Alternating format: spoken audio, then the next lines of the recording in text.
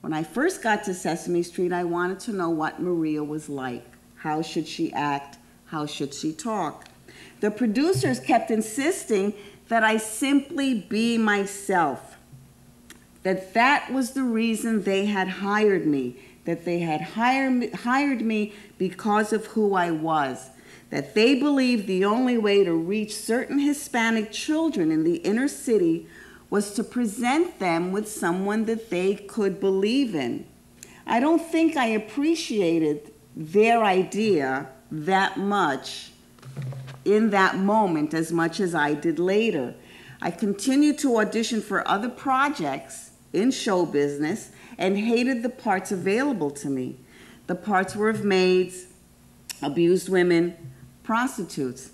Casting directors insisted that I perform with an accent. Now, there's no shame in playing any of those parts or having an accent. They just weren't me.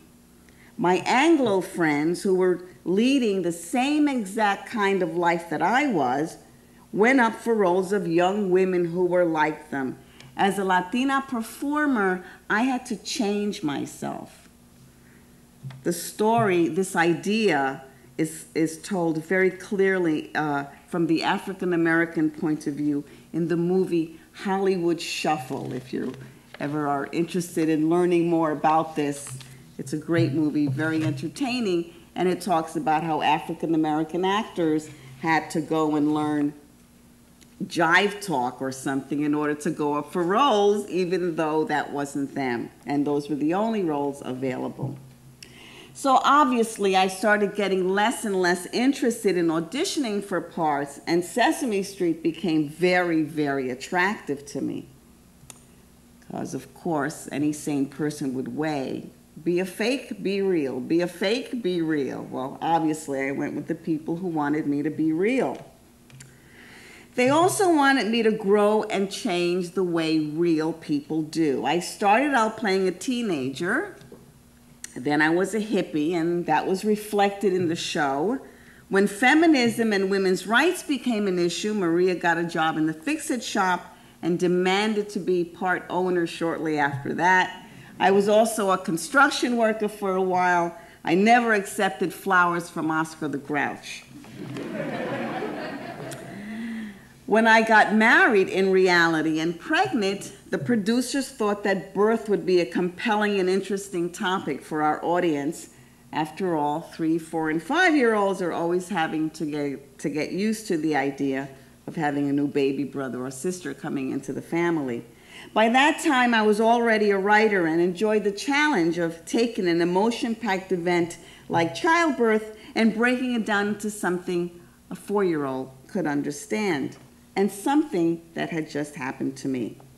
So finally, we had a whole Hispanic family on Sesame Street, together with a baby girl, Gabriela, who was my real daughter, Gabriela. And we became, to the Spanish audience, what Susan and Gordon and Miles were to the African-American audience. A real family.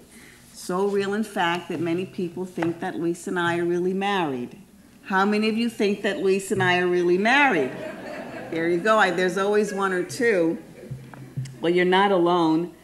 Emilio Delgado, who plays Luis, and I were traveling somewhere, performing in the middle of the country, and we were stopped by a woman who was so happy to see us, and she said, "Oh my goodness, I'm so happy to meet you. I think it's so wonderful that my children should see real love on television." That they should see real sentiment, that they should see people clearly fall in love, and not that they don't have to see love the Hollywood style. And they didn't see Maria all of a sudden take her glasses off and let her hair down, and all of a sudden he sees value in her or interest in her. But that my children should see real love. And she was so sincere that Emilio and I looked at each other and decided that we really should tell her the truth. We told her that we weren't really married, at which point she sucked in her breath and said, "Well, as long as you really love each other."